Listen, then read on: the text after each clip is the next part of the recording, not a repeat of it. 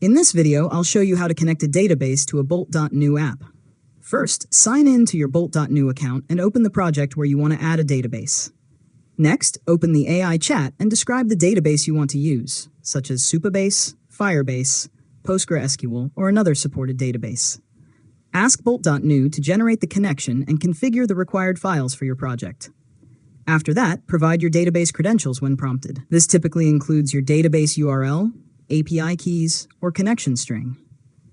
Bolt.New will add the necessary environment variables and generate the code needed to connect your application to the database. Now, review the generated code and test the connection by retrieving or creating sample data. If everything is configured correctly, your application should be able to read from and write to the database without errors. Finally, continue building your application by connecting forms, pages, and other components to your database. Test the main features to make sure your data is being stored and retrieved correctly. And that's it. You've successfully learned how to connect a database to a Bolt.New app.